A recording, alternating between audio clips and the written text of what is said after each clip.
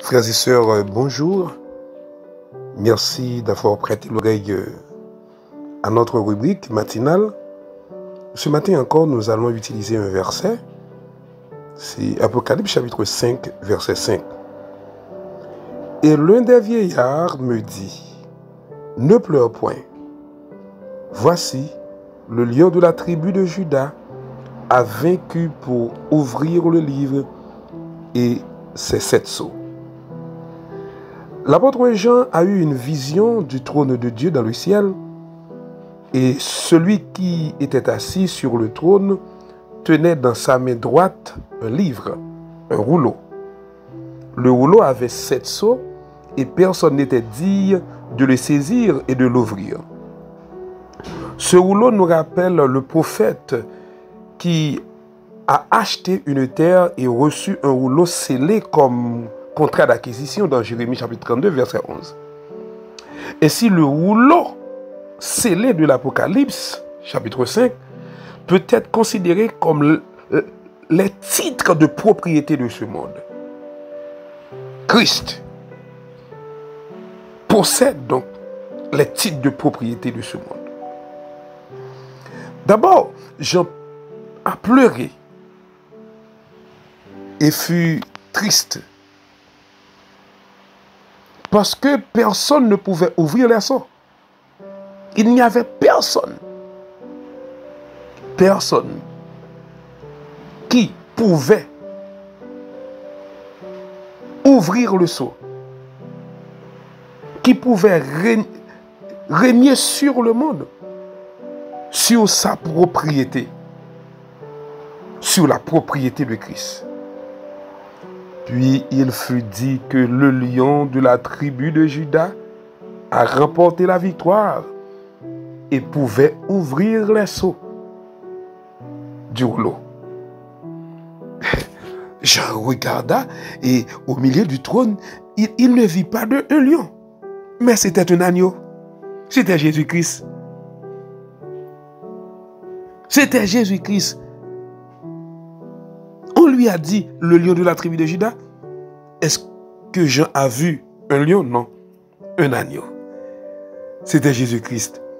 Il était prêt à ouvrir les 7 sceaux. Ça veut dire, le monde est la propriété de Jésus. Et il faut comprendre également,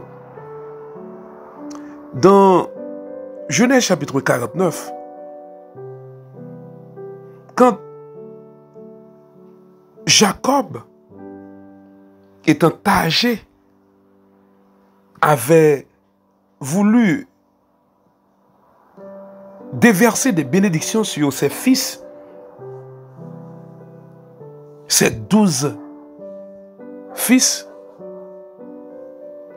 et il raconte par là ce qui arrivera dans les derniers jours. Par l'Esprit, Dieu utilise Jacob et dit à Judas, il dit à Judas, Judas, tu seras comme un lion et ton règne sera étendre sur les autres tribus d'Israël. En sa qualité de souverain, il aura un sceptre comme signe de son autorité. Il est vrai que Judas mourut, mais Jésus est son descendant. La promesse de Dieu se réalisera quand Jésus-Christ reviendra pour régner tel un roi sur le monde. Le lion de la tribu de Juda, Jésus, il a le pouvoir de dominer le monde.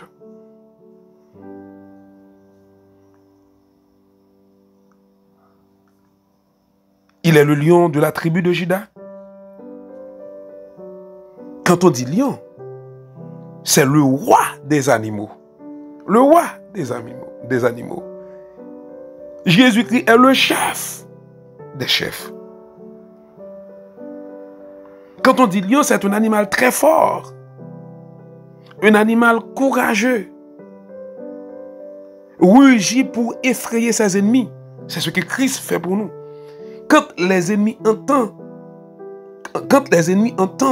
parler de Jésus, là, ils sont effrayés devant ce nom.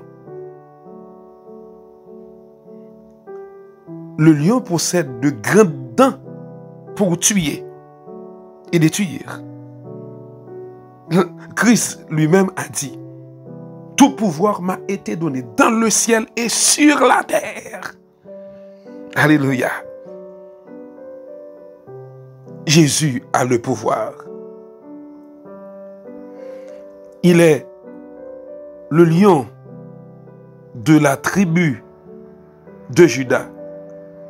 C'est-à-dire, Jésus a le pouvoir de régner sur le monde. Le monde est sa propriété. Il est le lion de la tribu de Juda.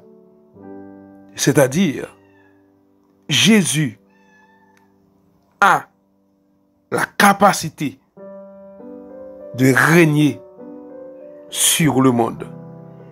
Il est le lion de la tribu de Juda parce qu'il est le roi de tous les rois. Le temps est venu.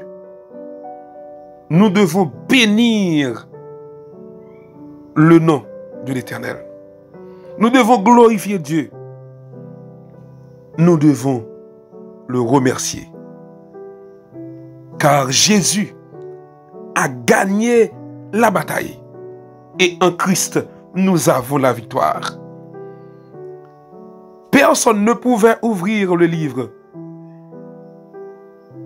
Personne ne pouvait rompre les sceaux.